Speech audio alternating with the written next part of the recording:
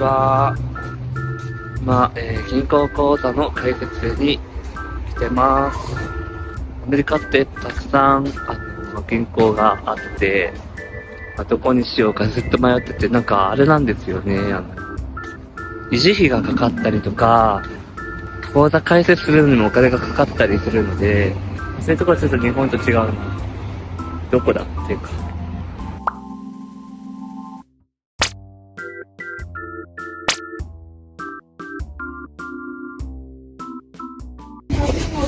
Now I'm going to ask some questions that way we could better get to know you and the type of deposits you'll be making.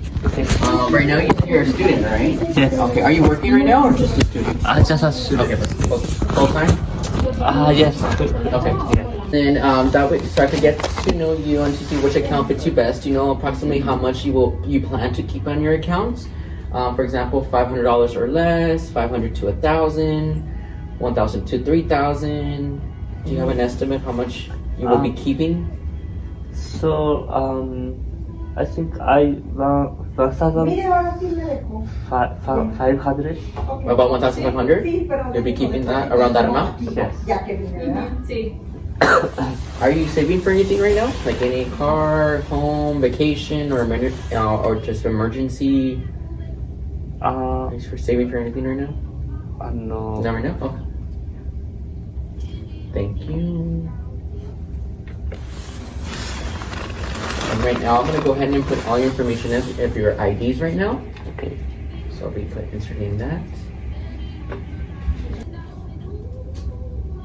Okay, so I'm going to show you that. Do you have an idea of what account you were looking to open? Did you already see the accounts or not yet? So I'll show you the ones we have. The most popular one right here will be our Chase Total Checking account. For this one, it's typically $12 a month, but there's different ways to waive the fee. The first one is having a direct deposit of $500 or more, but you don't have direct deposits, right? Yeah. You don't? Yeah. No. So yeah, I'm thinking about this one. Or maintaining 1,500 every month? Okay. As long as you have 1,500 or more every month, then there wouldn't be a $12 fee. Just keep in mind, if you go under this amount any day, they will charge a $12 fee. We do have another account as well. It's called our Chase Secure Banking. For this one, you don't have to maintain any amount. It's always going to be $4.95 for this account. And it has the same benefits as the other one. The only things you can do, it's like you can't go negative on the account, or you can't do any personal checks. You could do money orders or cashier's checks, but no personal checks for this account, or any wire transfers. No more safe deposit box, which we don't offer anymore for any of the accounts, so that doesn't matter.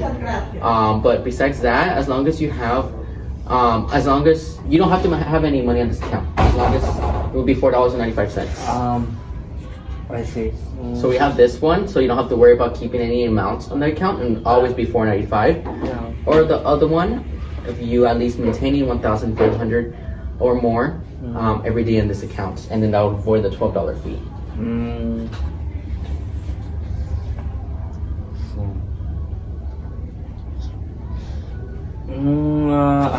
That's right. I don't know which is better for me. Yeah. Is it possible to change after the contract? You could change it later on. Yeah, you could always change it to a different account. And you could always convert it. So until when should I transfer this? I'm sorry, what? Until when I have to should I? When do you have to keep that money in there? You have the first month is going to be free, so you don't have to worry about that. But you have 60 days to make your first deposit. So you have time to do that. You don't have to do it today. Okay. Well, then, You want to go for this one? Okay, perfect. We'll get started with that one. I'm just going to go over our overdraft services that we have for this account. For this account, it comes with standard overdraft practice. So what this is that we may pay for a fee that makes your account go negative or overdraft. And we always do that based on our discretion. So for example, if you have an automatic payment, such as like a phone bill, utility bill, or anything like Netflix or gym membership, let's say if you don't have the funds in your account, Chase may decide to pay for that, but that's going to be up to our discretion, and that is based on your account history, the deposit you make, and the amount. So let's say, for example, you have Netflix of $10 and you only have $5 in your account. Chase may decide to let that payment go through and it will go negative on your account. Just keep in mind, if you go over the negative $50 on your account or your overdraft more than $50, there will be a $34 insufficient funds fee per transaction. So as long as you don't go over that negative $50, then you wouldn't get charged any additional fee. Okay, so that already comes with your account. In a moment, you're gonna have the option to turn this one on or off, or if you want it activated or not. Do you have a question about that? Sorry, what does it mean, discretion?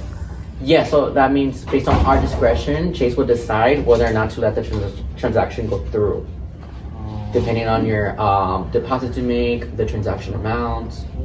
So if you select yes to this, that doesn't mean that Chase will pay for it, but they will decide whether or not to let it go through. Do you have any like Japanese translator? Anyway, Japanese translator?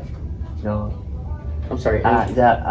If you could connect to the Japanese translator, I want to. A transfer? Yeah, translator. A translator. Oh, you need a translator. Okay. Yeah, if you could. Yes, let me see if I could get a translator. What language do you? Japanese. Japanese. Okay. Let me see if I could request one. I'm sorry. No, you're good. 銀行口座やっと作れました。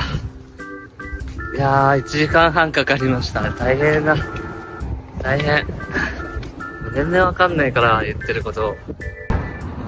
ちょっとね、日本語の翻訳者の人につなげてもらったから、なんとか理解しながらやっていけたけど。いやー、よかったです。とりあえず。いろんな銀行はあるけど、居住証明書が必要だったりするので、まずバンクオブアメリカに行って、そこでは初めて、前言ったので、なんかその、維持費がかかったりとか、維持費がかからないためには、$1,500すでに入れておかないといけないとか、っていうのを初めて知って、うわー、そんなかかるのと思って、一旦やめて、一応書類は、なんか Airbnb の書類とかでも良かったみたいだけど、本当に良かったのかちょっと今考えたら怪しい。で、ユニオンバンクはそういう、維持費みたいなのがかからないので、無条件で。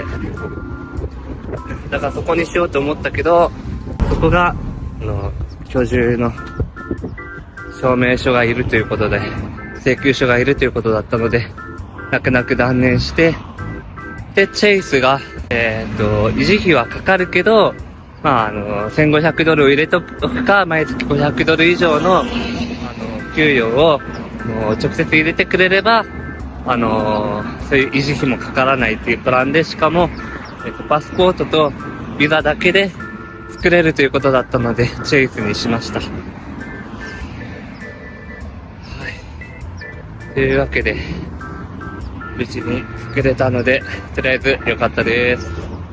以上です。いやー。